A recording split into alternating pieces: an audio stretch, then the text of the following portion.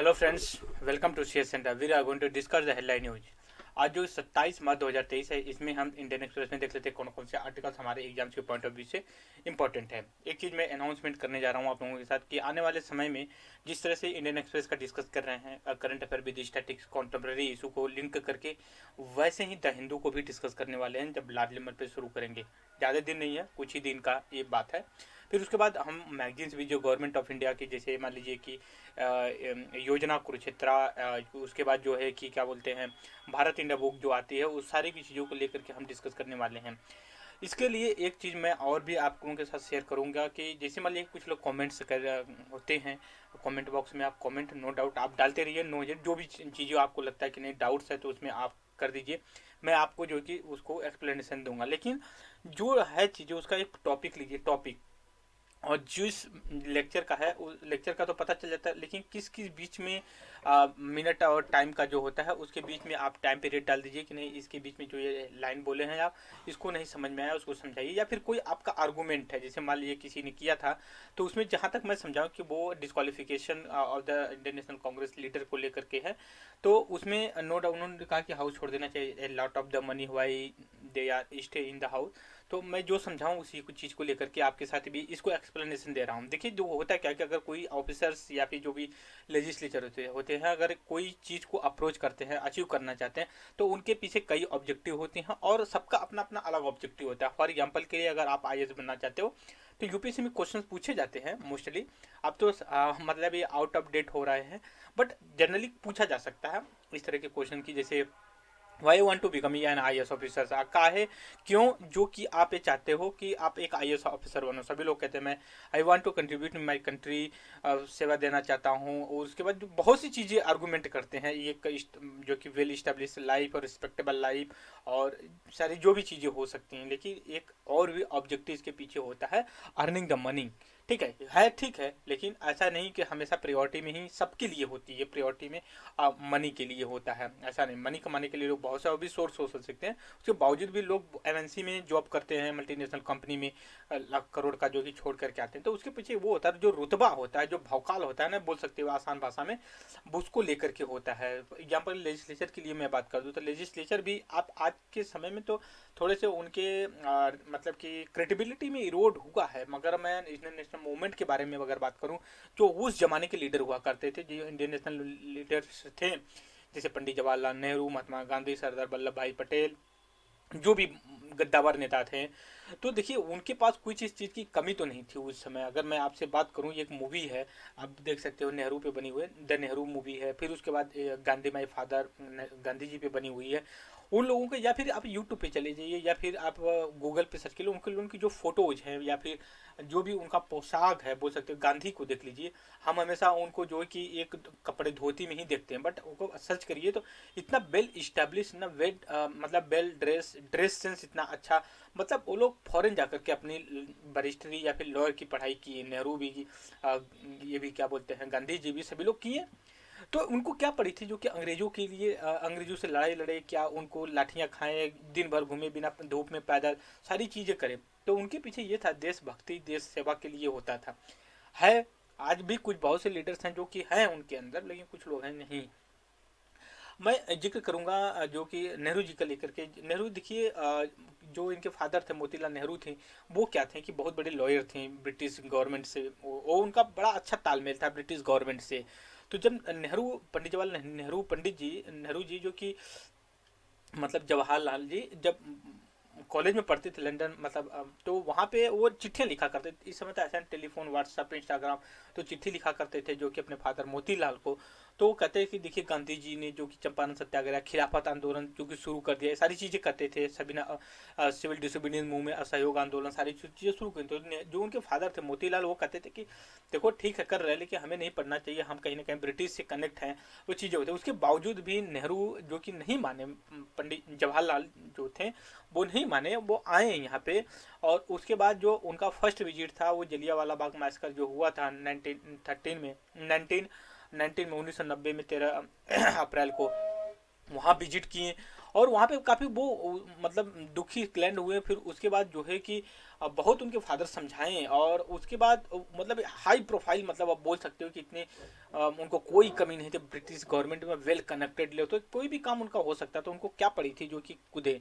जब नेहरू जी पंडित जवाहरलाल नेहरू नहीं माने अपने फादर मोतीलाल नेहरू की बातें, और इंडियन नेशनल मूवमेंट में पार्टिसिपेट किए, गांधी जी से मिले, फिर बहुत गद्दावर नेता बन करके निकले 5 से 10 साल के बाद, तो जो उनके फादर थे मोतीलाल नेहरू, वो भी कहीं ना कहीं इम्प्रेस्ड हुए पूरे ब्रिटिश गवर्नमेंट का साथ, मतलब कि जो लॉयर की उसकी अपने प्रोफेशन को बिना परवाह किए जो कि एंटर किए इंडियन नेशनल मूवमेंट का। आप सभी को पता हुआ कि जब सिविल डिसोबीडियंस मूवमेंट, मतलब एनसीएम, सॉरी मैं बोल रहा हूँ एनसीएम, नॉन कॉपरेशन मूवमेंट, जो चौरी चौरा कांड के बाद जो है कि इंसिडेंट के बाद जो उसको ब्रेक कर दिया गया, तो उसके बाद CR दास और मोतीलाल नेहरू एक स्वराज पार्टी का इस्टेब्लिशमेंट किए थे, आपको पता होना चाहिए। ठीक है, फिर उसके बाद नेहरू रिपोर्ट मोतीलाल नेहरू ने ही बना करके दिया, जिसमें कि मतलब ये कितना हिस्टोरिकल, वो अभी अभी क्वेश्चन पूछे जाते हैं।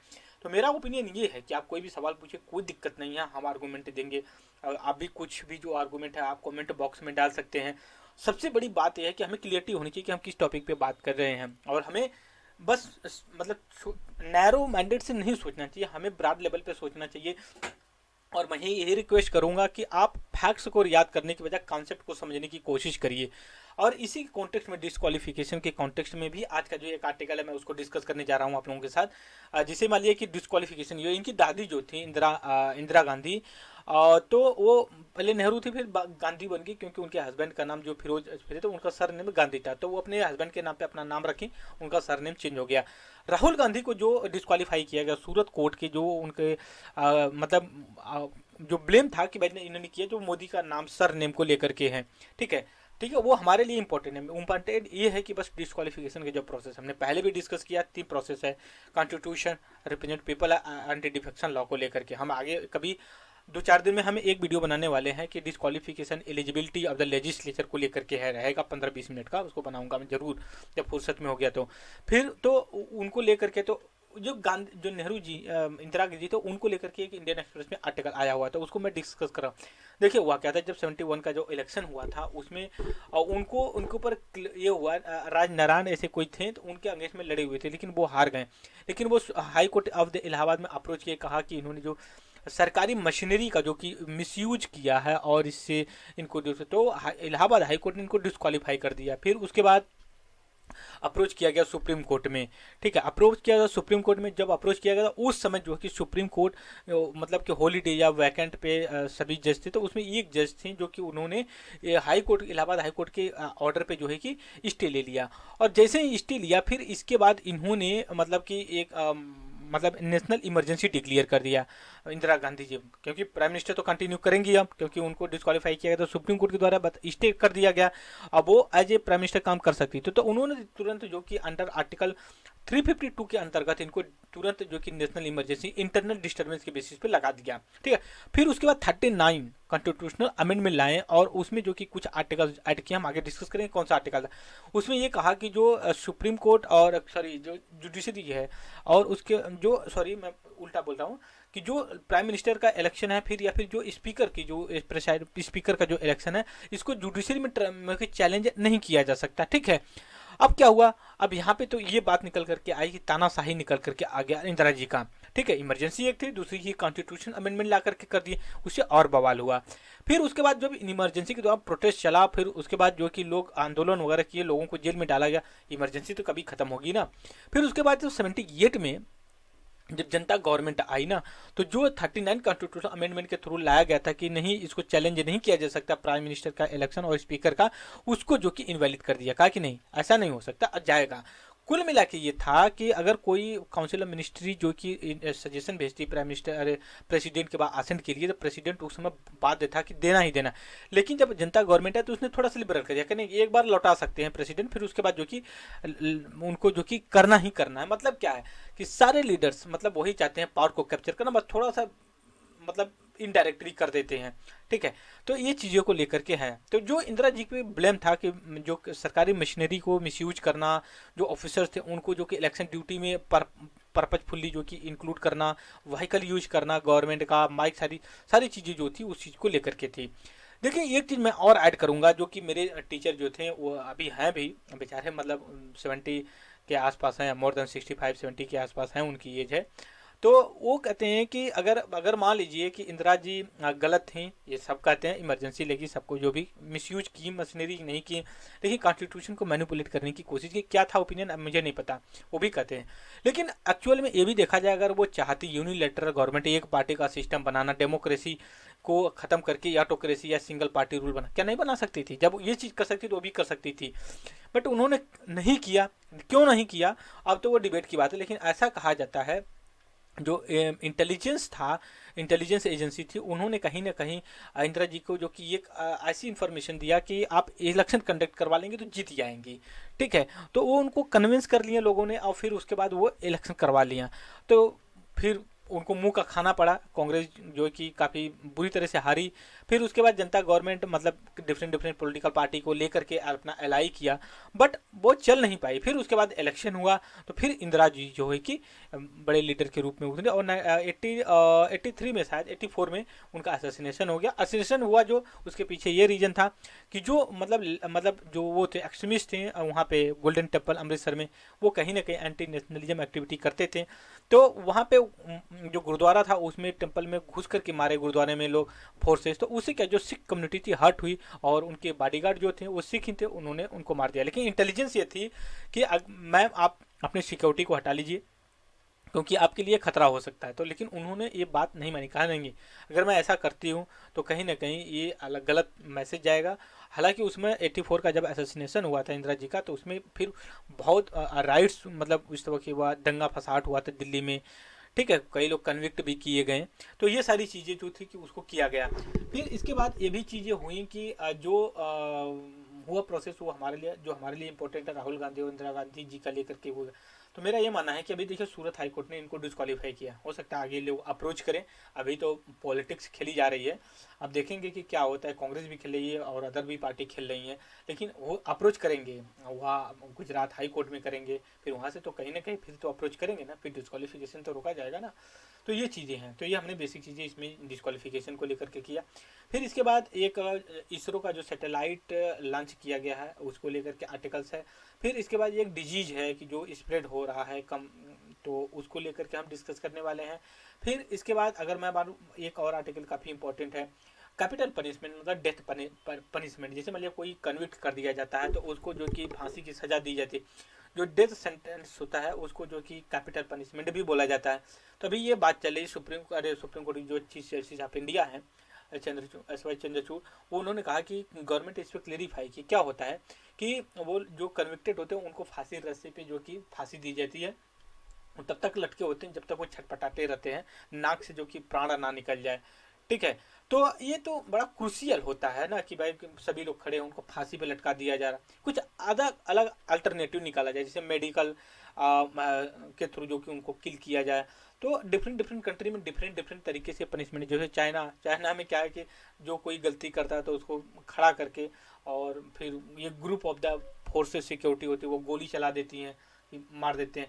तो ये मतलब बड़ा ही अनह्यूमैनिटेरियन तरीके से काम होता है। मेरा मानना है कि इसको चेंज करना चाहिए, एक अलग कॉन्सेप्ट अपनाना चाहिए कि उससे उनका, जैसे मान लो कि मेडिकल के थ्रू जैसा बात चल रही है कि उसको किया जाता है, हम उसको डिस्कस करें। सबसे पहले हम आते हैं अपना पीडीएफ शेयर करते हैं, उसके थ्रू जो कि हम डिस्कस करने वाले हैं। सबसे पहले यहाँ पे देखिए जियो का, हाँ एमिनेंट, हम यहाँ पे डिस्कस कर लेते हैं आपके साथ कि क्या है।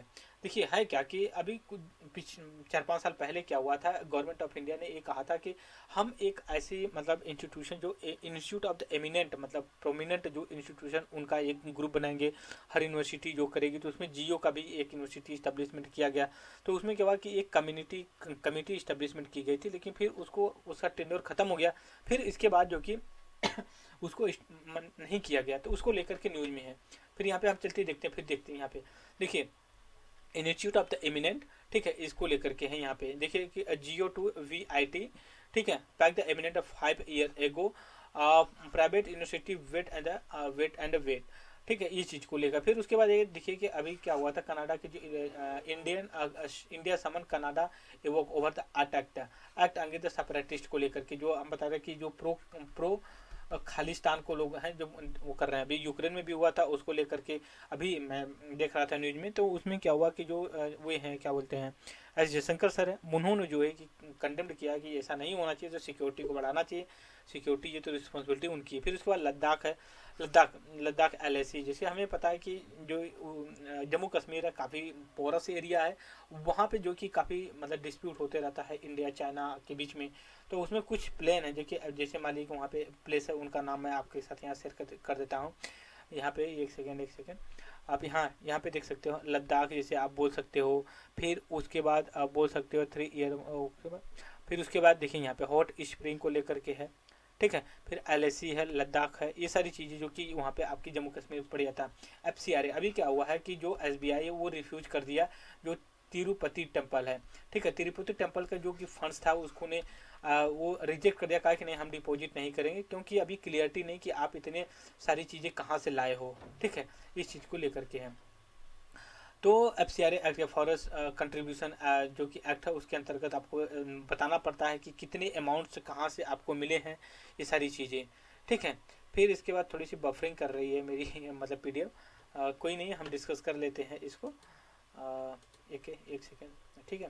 फिर आगे चलते हैं, देखते हैं कौन से आर्टिकल्स हमारे एग्जाम, क्योंकि उतनी इंपॉर्टेंट आर्टिकल नहीं है। Vedic heritage portal with 550 are the audio visual content launch. हम आपको वैदिक हेरिटेज के बारे में बता देते हैं। अभी देखिए क्या हुआ कि जब हम एंशियंट इंडिया को स्टडी करते हैं तो हम Harappa civilisation, Indus valley civilisation से शुरू करते हैं। फिर वैदिक पीरियड आता है, फिर ऋग्वैदिक पीरियड, लेटर वैदिक आता है, ठीक है। फिर महाजनपदा वगैरह सब आते हैं। तो इसमें क्या आता है, इनको एक टाइम पीरियड वैदिक लोग जब आए तो आप बोल सकते हो कि बिफोर 1000 BC, बिफोर सेंचुरी के पहले की जो प्रोसीजर होता है। फिर ये SY कुरैशी सर हैं, ये हमारे चीफ इलेक्शन कमिश्नर रहे हैं इंडिया के, और उन्होंने डिस्क्वालिफिकेशन को लेकर के बताया है, वो हम पहले ही कई बार डिस्कस कर चुके हैं। फिर इसके बाद यहाँ पे देखिए कि डेथ पेनल्टी को लेकर के आगे हम अभी देखेंगे, उसमें आया हुआ है कि एक्सप्लेंड में, तो वो हमारे लिए इम्पोर्टेंट है। अभी इसरो ने एक सेटेलाइट लॉन्च किया है जो कि लॉन्च व्हीकल का नाम है LVM, और जो सेटेलाइट का नाम है वो 36 सेटेलाइट है, वन वेब सेटेलाइट कंसल्टेशन को लेकर के है। फिर उसके बाद नेक्स्ट आर्टिकल पे चलते हैं, हमारे लिए देखते हैं क्या है इंपॉर्टेंट। यहाँ पे देखिए ये है, ये जो वायरस को लेकर के, एक सेकंड थोड़ा सा बफरिंग कर रहा हूँ, ये जो वायरस है इसको हम बोल सकते हैं MVD, ठीक है, मार्बर्ग वायरस डिजीज को लेकर के। ये क्या है कि तंजानिया में जो कि स्प्रेड हो रहा है, और इसको जो कि अभी देखा गया है कि अभी जो कि ये जो फ्रूट्स हैं, जो एक फ्रूट्स है उसका नाम है यहाँ पे देखिए मारबर्ग वायरस डिजीज है, ये मारबर्ग जो कि ये ट्री है उसके, देखिए यहाँ पे ये इबोला के जैसा ये होता है और काफ़ी तेज़ी से ये फैल रहा है।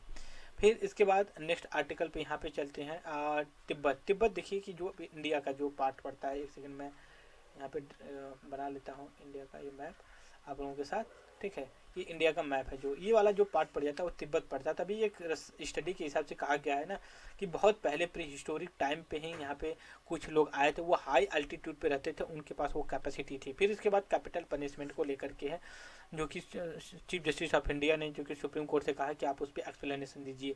और जो कैपिटल पनिशमेंट दिया जाता है मोस्टली इन इंडिया में एयरफोर्स, आर्मी एक्ट और उसके बाद नेवी एक्ट के थ्रू ये सारी चीज़ें किया जाता है, hang by the neck until. फिर उसके बाद देखिए ये है कि CRPC के अंतर्गत आता है। लॉ कमीशन 2023 में 2003 में जो है कि इसने सजेस्ट किया था कि 187 रिपोर्ट में कि इसको जो कि करके आप लेथल इंजेक्शन के थ्रू करिए। जैसे मान लीजिए कोई पेशेंट है, उसको इंजेक्शन लगा करके उसकी डेथ कर दीजिए। और जो लेथल इंजेक्शन होता है ना, ये एक ग्रुप ऑफ द मेडिसिन का एक कॉकटेल होता है। जैसे मान लीजिए कि यहाँ पे देखिए सोडियम थियोपेलन होता है, फिर उसके प्रोपोलियम ब्रोमाइड होता है, फिर उसके पोटेशियम क्लोराइड होता है, ठीक है। इस चीज़ को लेकर के है, तो इसमें कैपिटल जैसे मतलब USA में क्या होता है कि उनको लेथेलाइन इंजेक्शन दे दिया जाता है या फिर इलेक्ट्रिक शॉर्ट से मार दिया जाता है। फिर उसको जो चाइना में है उसमें फायर कर दिया जाता है, मतलब आदमी जो होता है उसको जो कि गोली से भून दिया था, उसको मृत्यु दी जाती है।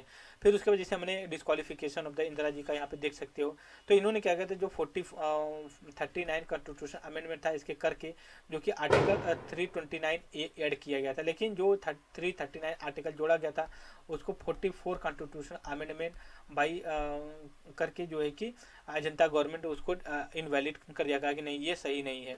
फिर उसके बाद यहाँ पे लास्ट में हम आर्टिकल में आते हैं सेस को लेकर के, जीएसटी सेस को। सेस क्या होता है, देखिए दो तरह के टैक्स होता है। टैक्स ऑन टैक्स पे एक सर चार्ज होता है और एक सेस होता है। सर चार्ज देखिए कोई फिक्स नहीं होता है कि कहाँ पे लगाना है, ठीक है। बस जो सेस होता है ना, जिस पे फिक्स किया गया कि नहीं आप सेस एग्रीकल्चर पे लगा रहे हो तो इसका जो है कि आप क्रॉपिंग इंश्योरेंस पे ही एक्सपेंडिचर कर सकते हो, तो उस पे जो कि ये चीज़ें होती हैं। फिर आज के आर्टिकल में बस इतने ही कुछ आर्टिकल्स इंपॉर्टेंट थे और हमने जो कि इंपॉर्टेंट आर्टिकल हमें लगे उसको डिस्कस किया। सो आप नो डाउट कमेंट बॉक्स में अपने कमेंट्स डाल सकते हैं। कोई एजुकेशन क्वेरी होगी तो नो डाउट मैं कमेंट्स में आपको बताऊं या ना बताऊं, बट जरूर है कि आपको लेक्चर में बता दूंगा, राइट। सो इस वीडियो में इतना है दोस्तों। Thank you very much discussion.